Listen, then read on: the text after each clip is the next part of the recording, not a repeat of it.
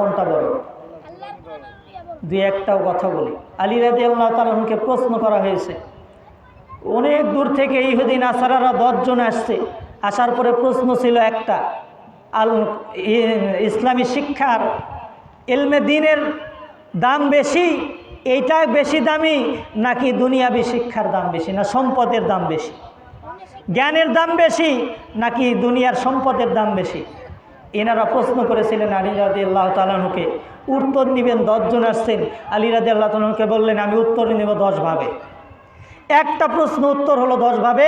প্রমাণ দিতে হবে যে এলেম জ্ঞান এইটার সম্পদের চাইতে বেশি দামি। সম্মানিত হাজিরিন, আলী রাদিয়াল্লাহু তাআলা ঘটনা অনেক লম্বা, দেখছে যে অনেক 10 ভাবে 10টা উত্তরই তাদের সামনে দিয়ে প্রমাণ করে দিলেন যে এলেমের দাম সম্পদের চাইতে বেশি। বলেন সুবহানাল্লাহ। তাহলে আপনার সন্তানকে আপনি সম্পদ দিলেন, সব দিলেন, দুনিয়ার সব সার্টিফিকেটের অধিকারী বানাইলেন, কিন্তু আল্লাহর কোরআন আপনার সন্তান পড়তে পারে না।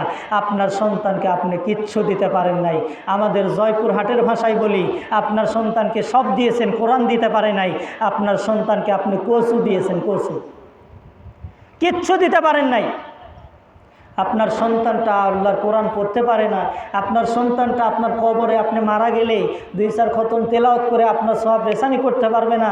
আপনার সন্তান আপনার কবরের পাশে গিয়ে একটু হাত উঠায় মুনাজাত করতে পারবে না, একটু দোয়া করতে পারবে না, আপনার জন্য চোখের পানি ফালাইতে পারবে না। এমন সন্তান তৈরি করে রেখে যাচ্ছি।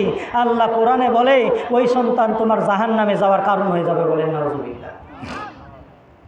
ও দুনিয়ার মুসলমান, এই জন্য আল্লাহ পাক রব্বুল আলামিন ডাক দিয়ে বলে, বান্দারে ইয়াতলুনা কিতাবাল্লাহ, আমি আল্লাহ তাআলা যে কিতাব তোমাদের জন্য দিলাম, এই কিতাব এমন একটা কিতাব যেই কিতাবের তেলাওয়াত করলে ও বান্দা, এই কিতাবের সাথে তোমার যদি সম্পর্ক থাকে, আল্লাহ পাক রব্বুল আলামিন বলেন এইটা এমন ব্যবসা যেই ব্যবসাতে লস হওয়ার, ক্ষতি হওয়ার সম্ভাবনা নাই। বলেন সুবহানাল্লাহ।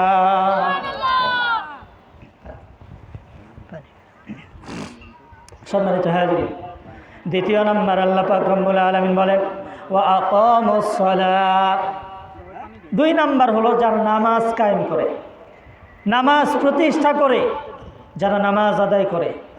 2 নম্বর। 3 নম্বর ওয়া আনফাকু মিম্মা রাযাকনাহুম সিররাও ওয়া আলানিয়া। আল্লাহ তাআলা বলেন দ্বিতীয় নাম্বার, যারা গোপনে প্রকাশ্যে তাদেরকে আল্লাহ যে সম্পদ দিয়েছেন, রিজিক দিয়েছেন, এইখান থেকে আল্লাহ তাআলার রাস্তায় দান সদকা করে, ব্যয় করে। বলেন সুবহানাল্লাহ। তিজারাতান লান তাবুর। আল্লাহ তাআলা বলেন যে এই 3টা এমন কাজ যদি কোনো আমার বান্দা করতে পারে, আল্লাহ তাআলা বলেন তাহলে এই ব্যবসাতে কোনো লস নাই, ক্ষতি নাই। বলেন সুবহানাল্লাহ। তাহলে এই 3টা ব্যবসা আপনার আমার হায়াতের জিন্দগিতে আছে। আপনার আমার হায়াতের জিন্দগিতে তাকায় দেখেন, আপনার আমার হায়াতের জিন্দগিতে কোরআনের বিদ্যা নাই, কোরআন পড়তে জানি না, নামাজ নাই, আপনার আমার জিন্দগিতে দান সদকা নাই। তাহলে এই যে 3টা যে ব্যবসা, এই 3টার একটা ব্যবসাও করলাম না, তাহলে আপনার হায়াতের জিন্দগিটাই পুরাটাই বৃথা। সম্মানিত হাজিরিন, আমাদের সমাজে এই রকম ব্যক্তি আছে না নাই? কোরআন তেলাওয়াত করতে পারে না, কোরআনের বিদ্যা অর্জন করে নাই, কোরআন তেলাওয়াত করে না। 2 নম্বর নামাজ পড়ে না, নামাজ কায়েম করে না। 3 নম্বর আল্লাহ সম্পদ দিয়েছে, দানও করতে জানে না, করেও না। এইরকম এই বেড়াবাড়িতে আছে না নাই? আল্লাহ তাআলা বলেন এইটা যারা করবে তারা লাভবান হবে, যারা এই ব্যবসা করবে তাদেরকে আমি আল্লাহ পুরস্কার দিয়ে পুরস্কৃত করব। বলেন সুবহানাল্লাহ। সম্মানিত হাজিরিন, তাহলে 1 নাম্বার কোন ব্যবসা? কোরআনের তেলাওয়াত। 2 নাম্বার নামাজ প্রতিষ্ঠা, নামাজ কায়েম। 3 নাম্বার দান সদকা।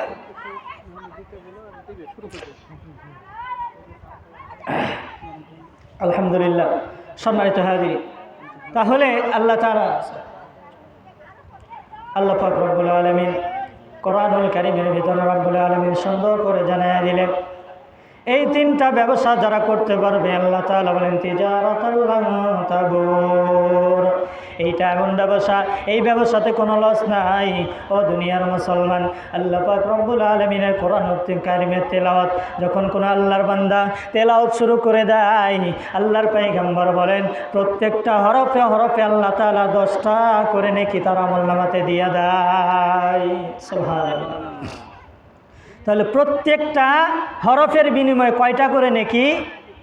10টা করে নেকি তার আমল নামাতে আল্লাহ তাআলা দিয়ে দেয়। বলেন সুবহানাল্লাহ। যত তেলাওয়াত করবে তার আমল নামাতে তত আল্লাহ সওয়াব বাড়াইতেই থাকবে। বলেন সুবহানাল্লাহ। কমার কোনো সম্ভাবনা নাই। ও দুনিয়ার মুসলমান, শুধু তাই নয়, আল্লাহ পাক রব্বুল আলামিনের পয়গম্বর বলেন দুনিয়ার বুকে এমন কিছু মানুষ আছে, আল্লাহ তাআলার পয়গম্বর বলেন ওই সমস্ত মানুষদেরকে যারা সম্মান করে ইজ্জত করে, ওই সমস্ত মানুষকে সম্মান ইজ্জত করা মানে আমি আল্লাহ তাআলা আমাকে সম্মান করা। সুবহানাল্লাহ। তারা কারা? 1 নাম্বার হলো ন্যায়পরায়ণ শাসক যারা, এদেরকে সম্মান করা। 2 নাম্বার দাড়ি পাকা সাদা দাড়িওয়ালা মুরব্বীদেরকে যারা সম্মান করে তাদেরকে ইজ্জত করা, সম্মান করা মানে আল্লাহকে সম্মান করা। বলেন সুবহানাল্লাহ।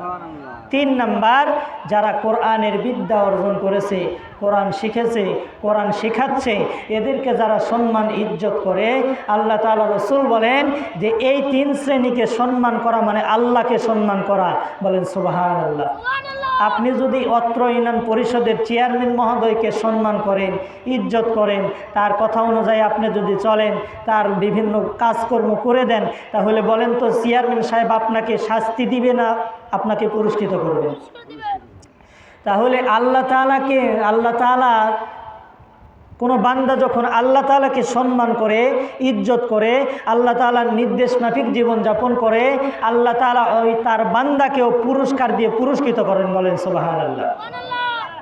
ও দুনিয়ার মুসলমান, আল্লাহ পাক রব্বুল আলামিন তার পয়গম্বরের মাধ্যম দিয়ে জানায় দিলেন দুনিয়ার বুকে যেই বান্দা কোরআনুল কারীমের তেলাওয়াত করবে, ওই বান্দা কোরআনুল কারীম হাসরের ময়দানে যখন আল্লাহ তাআলা তাকে আদেশ করবেন তেলাওয়াত করো, ওই বান্দা যখন তেলাওয়াত করবে প্রত্যেকটা আয়াতে আয়াতে আয়াতে আয়াতে আল্লাহ তাআলা তার সম্মান মর্যাদা আল্লাহ বাড়ায় দিবে। বলেন সুবহানাল্লাহ। বাড়াইতেই থাকবে। তাহলে কোরআনের তেলাওয়াত করলে বলেন তো লস হয় না লাভ হয়? লাভটা যে হবে বেশি হবে না কম হবে? কিন্তু আমরা বাঙালি নগদে বিশ্বাসী। কিসে বিশ্বাসী? নগদে বিশ্বাসী। কোরআন তেলাওয়াত করলে যদি বলা হতো প্রত্যেক পাড়াতে 20,000 করে টাকা দেওয়া হবে, মানুষ তামাম পৃথিবীর সব কাজ বাদ দিয়ে কোরআন তেলাওয়াত করা শুরু করে দিবে। দিবে কি দিবে না? দুনিয়ার মানুষকে যদি বলা হয় আপনি নামাজ পড়েন, প্রত্যেক ওয়াক্তে আপনাকে 200 টাকা করে দেওয়া হবে, নামাজ পড়বে কি পড়বে না? কেন? নগদে বিশ্বাসী।